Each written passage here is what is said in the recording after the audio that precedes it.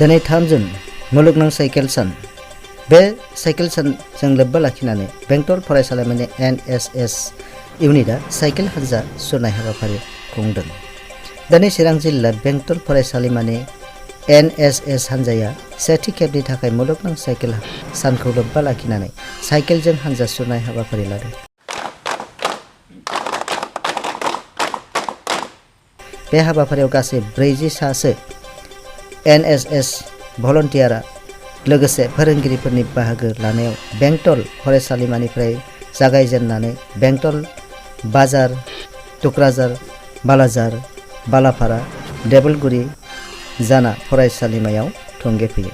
बे हाबाफारिखौ लानायनि गुबै थांखियानो जादों आथिखालाव पेट्रल डिजेलजों खारग्रा गारि मटर बाहायनाया बारानिफ्राय बारा नुनो मोन्दों आरो साइकेल सालायनाय बिबांखौ खम जालांनाय नुनो मोन्दों, जायनि जाहोनाव मानसिनि मोदोमाव बायदि रोखोमनि बेरामफ्रा बांबोनो हमदों आरो आबहावायाबो गुबुंले जाबोनो हमदों। बेखौ रायजो राजाफोरनो सांग्रांथि होनो एबा मोनथिहोनो थाखाय बे साइकेल हानजा सुरनायखौ बेंटल फरायसालिमानिफ्राय जागायनानै गामि ओनसोलफोराव गिदिंखननाय जादों होनना प्रग्राम अफिसार डिस्क' मोसाहारिया बुंथिदों। आच्छा, जेनेरेलि दिनैनि नैबे दिना मोनसे बयजोंबो गनायनानै लाजावथाव दिन। मानो होननानै बुङोबा दिनैहाय वर्ल्ड बाइसाइकेल डे हिसाबै अबजार्भ खालामनो गोनां जादों। जेनेरेलि बेखौ आगोलहाय रियेलाइज जायाखैमोन। जोंबो देग्लायसो फार्स्ट टाइम जोंनि बे बेंटल कलेजावहाय अबजार्भ खालामनो आखायाव लादों। मानो होननानै बुङोब्ला दा गारि मटर बाहायनानै जोंनि इनभारमेन्टआ बारानिफ्राय बारा गुबुंले जानो हमबाय थादों। बेजों लोगोसे जोंनि जे नेचारेल रिसर्सेस जेरैहाय पेट्रल डिजेल बेफोरबो आस्ते आस्ते खमायलांनो हमदों। प्लास जोंनि हेल्थआबो गाज्रिनिफ्राय गाज्रिसिनावहाय जालांनो हमदों।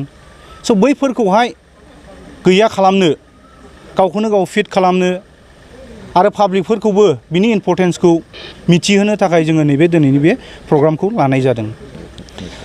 जेनेरेलि मुलाम्फायाथ' गोबाङानो दं, जायनि थाखाय जों बे जिनिसखौनो आरो लाबोफिननांगौ जानानै फैदों। आस्ते आस्तेनो जोङो बाइक गारि मटर कम्फर्ट जनाव थांबायमोन, खिन्थु दिनैहाय मा नैबे साइकेल सालायनाय एबा खामानि मावनाय बेफोरबायदियावहाय जों फैफिननांगौ जानानै फैदों बायदि रोखोम रिजननि थाखाय। गिबियावनो जाहैबाय मा आबहावा गुबुंले खालामनायनिफ्राय गोजानाव थानाय।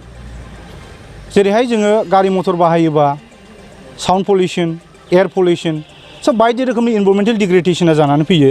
स' बेफोरखौ गैया खालामनो थाखाय एबा खमायनो थाखाय जोङो बयबो साइकेल सालायनांगौ।